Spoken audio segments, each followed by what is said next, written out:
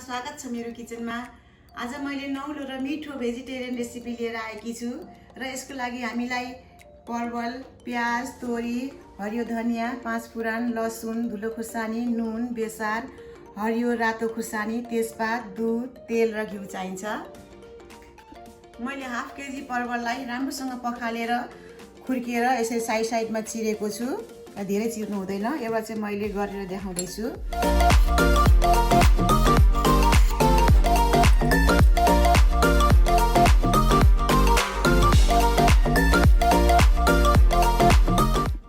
तेल राम्रोसँग तात्यो, म परवललाई फ्राई गर्दैछु।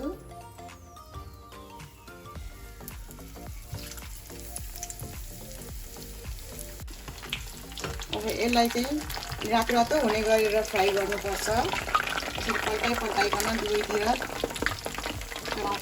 चलाउँदै गर्नुपर्छ।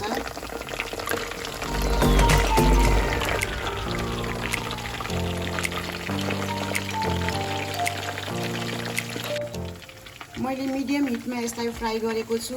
कलर चेन्ज हुनलाई एकैछिन टाइम लाग्छ। यसको हरियोपन चाहिँ जानुपर्छ, लाइट ब्राउन हुनुपर्छ र यसरी चिरेपछि यसमा राख्दाखेरि पड्किँदा नि पड्किँदैन र राम्रोसँग भित्र पाक्छ र मसला पनि भित्रसम्म पस्छ।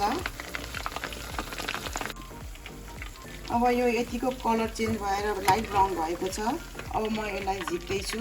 यो भन्दा डार्क गर्यो भनेदेखि पछि फेरि कालो पनि देखिन्छ, हेर्दा पनि राम्रो देखिँदैन।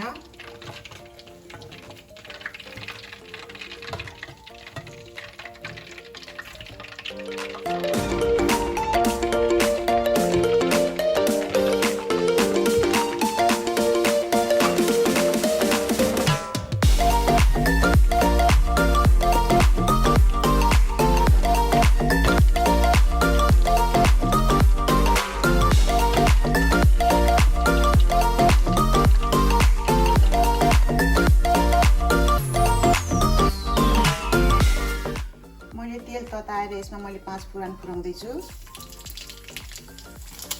अब मैले तेजपात राखेँ, सुकेको खुर्सानी राखेँ। खुर्सानी आफूलाई कति मनपर्छ त्यही अनुसारले राख्दा हुन्छ। अब यो यसरी पड्किएपछि मैले यसमा 2टा ठुलो साइजको प्याज काटेको थिएँ, एकदम मसिनो चप गरेर त्यसलाई राख्दैछु।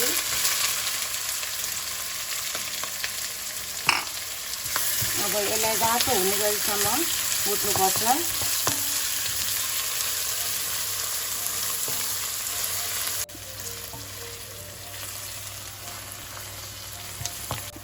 प्याज भुटिएर हल्का सफ्ट भएर आयो। अब यतिको भएपछि मैले यसमा ग्रेट गरेर राखेको 2 टेबल स्पुन मैले लसुन राख्दैछु। अब यसलाई दुईटैलाई राम्रोसँगले मिक्स गरेर फेरि एकछिन रातो हुने गरीसम्म भुट्नुपर्छ।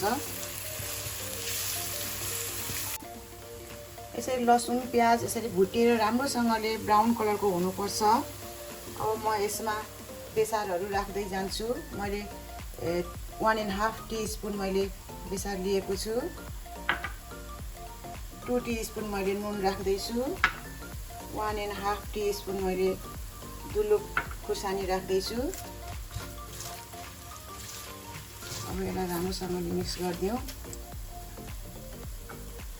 अब यसमा मैले 2 टेबल स्पुन अघि मैले मस्टर्ड राखेको थिएँ, यसलाई प्युरी बनाएको छु। अब म यसलाई यो पनि राख्दैछु। यो परवलको तरकारीमा एकदमै मिठो स्वाद ल्याउँछ मस्टर्डले।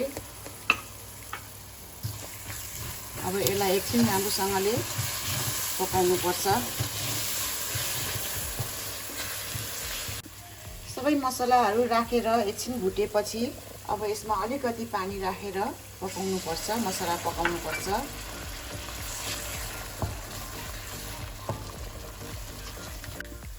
यसरी पानी सुकेर तेल निस्केपछि मसला राम्रोसँगले भुटेको हुन्छ। अब म यसमा तताएर राखेको दुध राख्दैछु।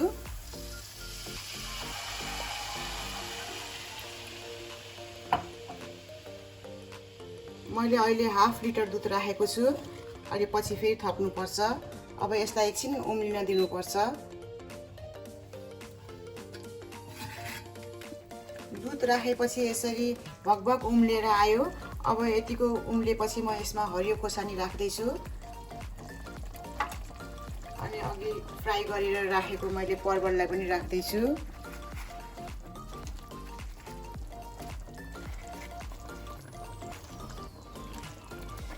अब यतिखेर चाहिँ यसलाई लो हिटमा एकछिन मजाले पकाउनु पर्छ, नछोपिकन पकाउनु पर्छ। अब यसलाई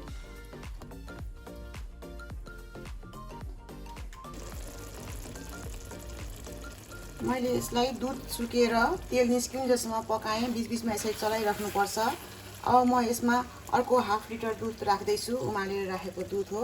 यदि हजुरहरूले गाई भैँसीको दुध राख्नुहुन्न भनेदेखि कोकोनट मिल्कमा बनाउँदा पनि यो एकदमै टेस्टी मिठो हुन्छ। अब यसलाई एकैछिन फेरि उमाल्नु पर्छ। अब चाहिँ अहिले हिट मिडियम हिटमा बनाउनु पर्छ। अब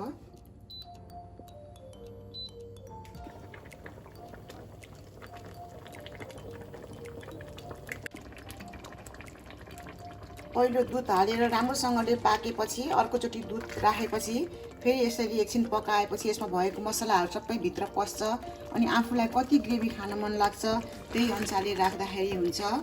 मैले चाहिँ यतिकोमा अब रेडी हुन आँट्यो। अब मैले अब यसमा 1 टेबल स्पुन घिउ राख्दैछु, आफ्नै घरमा बनाएको शुद्ध घिउ। यसले एकदमै मिठो टेक्सचर दिन्छ, बास्ना पनि राम्रो लिएर आउँछ।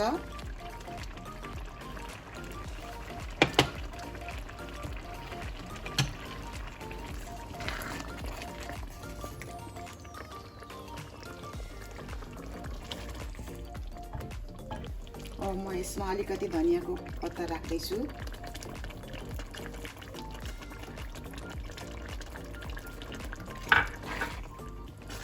एकदमै राम्रो देखिएको छ, मङमङ बास्ना आइराखेको छ।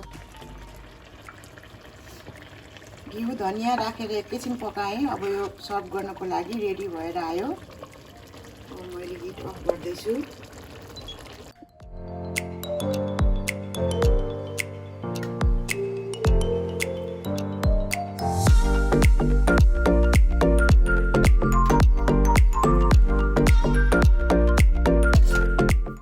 रेडी भयो हाम्रो दुध परवल पनि। आशा छ यहाँहरूलाई यो एकदमै मनपर्ने छ र यो खास गरी भेजिटेरियनको लागि त एकदमै स्पेसल डिस हो र एकदमै मिठो पनि हुन्छ। र मेरो यस्तै अरूहरू पनि भिडियो आउँदैछन्, त्यसको लागि सब्सक्राइब गर्नलाई नबिर्सिदिनु होला। Thank you.